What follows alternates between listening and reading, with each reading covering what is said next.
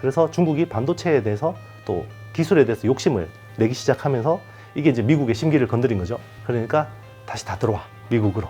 보조금 줄게, 대신에 기술 다 토해내.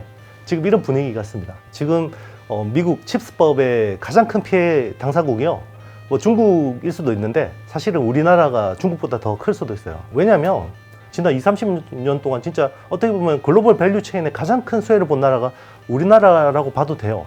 그런데 지금 또 이게 패권에 갈라지니까 여기서 또 굉장히 잘 우왕좌왕하는 모습들이 보이고 있죠. 네.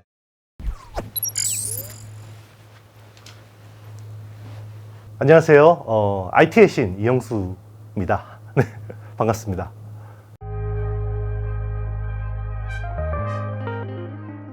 반도체를 개발한 나라가 미국이에요. 윌리엄 쇼클리라는 분이 트랜지스터를 발명했죠. 그래서 이제 노벨상을 타셨는데, 이제 그게 어떻게 보면 반도체의 시작이라고 봐도 무방할 것 같고요. 그 이후로 이제 70년대는 미국의 시대였어요. 이 반도체라는 게 너무 비싸서 일반 기업들이 쓸 수는 없었어요. 그래서 미국 그 정부에서 좀 의도적으로 비싸게 사줬죠. 그때 당시는 이제 약간 그 소련하고 미국하고 우주 개발 시대. 그러니까 이제 거기에 이제 국방 쪽이나 이런 쪽에서 이제 반도체가 많이 쓰이게 된 거고, 이제 70년대는 미국의 시대였고, 이게 이제 미국이 자만을 하다 보니까 이제 80년대는 일본으로 반도체가 다 가버렸어요. 이제 그때 미국이 한번 나쁜 짓을 했는데 그게 잘 먹혀들은 거죠. 이제 일본을 힘으로 눌러서 그냥 반도체 산업을 망가뜨려 버렸어요. 그게 이제 미일 반도체 협정이라는 불평등 조약, 어떻게 보면 반도체판의 뭐 강화도 조약 같은 거라고 생각하시면 되고요. 그리고 이제 플라자 합의를 통해서 엔고, 엔화의 가치를 막 2배로 막 부풀려 버려가지고 이제 일본이 잃어버린 30년에 접어들게 된 거고, 그때 이제 그 기회를 틈타서 이제 대만하고 우리나라가 반도체의 어떤 기술을 가져오게 됐어요. 대만은 이제 파운드리라는 시스템 반도체 쪽, 우리는 예전에는 비메모리라고 했죠. 근데 이제 요즘에는 시스템 반도체라고 하는데, 특히 이제 파운드리 쪽을 이제 대만이 가져가게 됐고, 우리나라는 디램하고 낸드 플래시라는 메모리를 가져오게 됐어요. 근데 뭐 그동안은 크게 문제가 없었어요. 왜냐면 지난 20년, 30년 동안은 글로벌 밸류 체인, 세계는 평평하다, 세계는 하나다.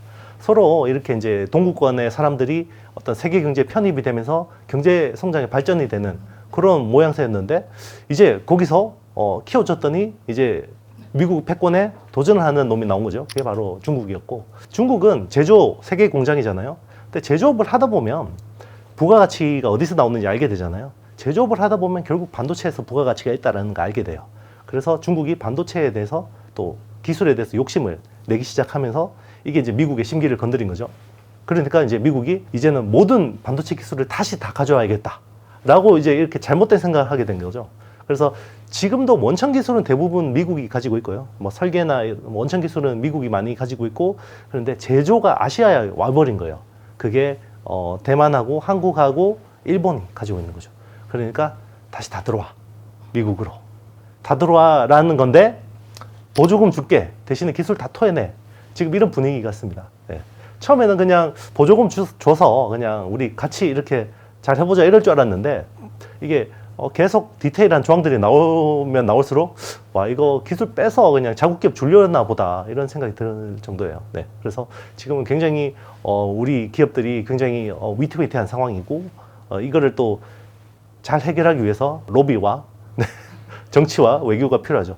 참고로 제가 로비하자 그러면 막 오해하시는데요. 미국은 로비가 합법입니다. 네. 그리고 정치 자금도 합법입니다. 우리나라는 불법인데 다 하잖아요. 네.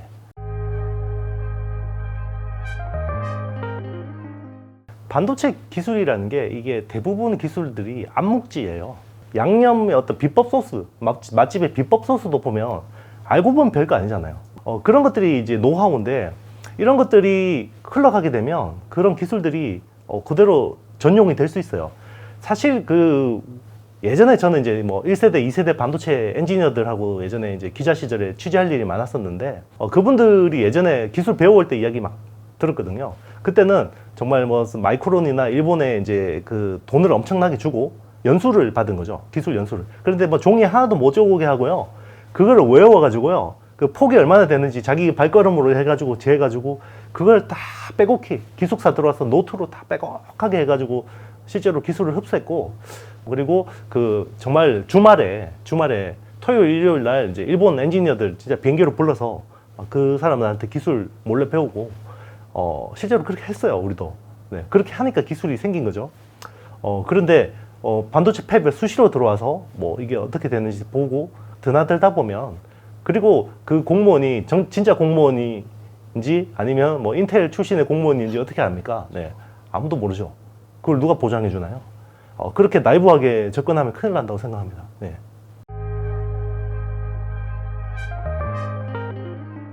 굉장히 큽니다. 지금 미국 칩스법의 가장 큰 피해 당사국이요, 뭐 중국일 수도 있는데 사실은 우리나라가 중국보다 더 클 수도 있어요. 왜냐하면 일단은 이번 그 미국 칩스법의 대상에 포함되는 기업이 한 4개 정도가 돼요. 일단은 삼성전자하고 SK 하이닉스가 포함이 되고, 그리고 대만의 TSMC하고 UMC예요. 그런데 TSMC의 중국 생산 비중이 8%밖에 안 됩니다. 그리고 UMC는 14나노 이하의 그 첨단 공정을 못하는 레거시 팹이에요. 그렇기 때문에 사실 뭐 규제에서 크게 이렇게 뭐 많이 엮이는 게 없고요.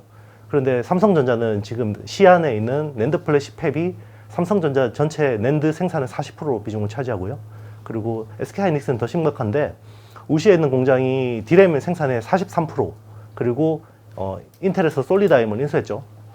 정말 이게 공교롭게 맞아떨어지는지 모르겠는데 정말 인텔이 잘 떠넘기고 갔죠. 네. 이게 하이닉스 낸드 플래시 생산의 30% 비중을 차지해요. 자, 여기가 이제 앞으로 업그레이드를 못 한다라는 건요, 엄청나게 큰 문제예요.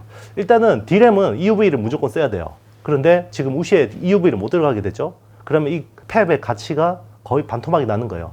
그런데 앞으로 보조금을 받으면 향후 10년 동안 캐파 증설을 5% 이상 못하게 했죠.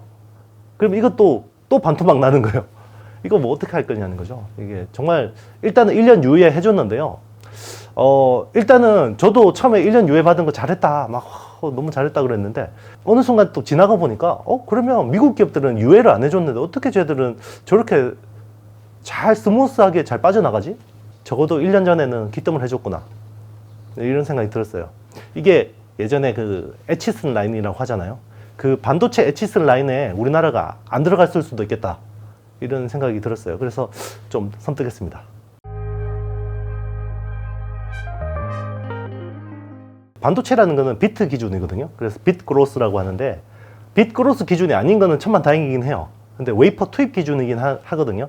그러면 기존에 웨이퍼 한 장에서 칩을 200개 만들다가 테크 마이그레이션에서 300개를 뽑아내는 거는 상관없다라는 거죠. 웨이퍼 투입만 늘리지 않으면. 그런데 이것도 좀 약간 그 모순적인 게 있어요. 첨단 장비를 못 들어가는데 어떻게 테크 마이그레이션이 되겠어요? 뭔가 사탕 하나 줬다가 뺏는 느낌? 네, 이런 느낌도 있습니다. 사실상 하지 말라는 거죠? 네, 10년 동안 시간 줄 테니까 빠져나오라는 것 같아요.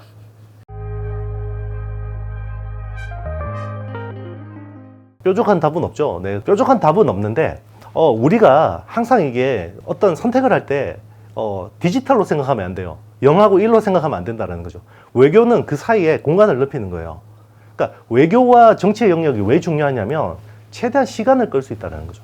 시간을 끌다 보면 뭐 바이든 정부가 영원하지 않을 수도 있는 거고, 또 공화당 정부가 바뀌면 또 기조가 달라질 수도 있는 거고요. 일단 우리 기업들이 대응할 수 있는 최대한 시간을 끄는 게 지금 우리 정부나 우리 산업계가 해야 될 역할이 아닐까 생각합니다. 그리고 로비 정말 열심히 해야 돼요. 일본이요, 정말 잘해요. 이번에 그 IRA 법에서 일본 내에서 생산된 2차 전지 소재도 IRA 그 수에 볼 수 있게 했잖아요. 이런 게 외교의 힘이에요. 일본은 그 미국하고 전쟁에서 진 나라잖아요. 지고 나서 어떻게 했냐면 사사카와 료이치라는 A급 전범이에요. 이 사람은 사형 선고를 받았다가 살아났거든요. 경정사업을 했어요. 막 경정사업을 해서 돈을 벌어서 어떻게 했냐, 이 사람이. 사사카와 평화재단이라는 거를 워싱턴 정가에 딱 세워놓고 뭐 연간 6천억씩 벌어요. 6천억씩. 그러니까 웬만한 미국의 싱크테크 있죠. 여야를 가리지 않고요. 뭐 보수 진보를 가리지 않고 연구개발 자금을 다 뿌려요. 그리고 일본에 대해서 우호적인 뭐 이런 연구개발뿐만 아니라 아시아에 대해서. 그래서 사실은 미국에 있는 지한파, 친한파라는 사람들이 대부분 사사카와 재단에 연구자금을 받고 있다고 봐야 돼요.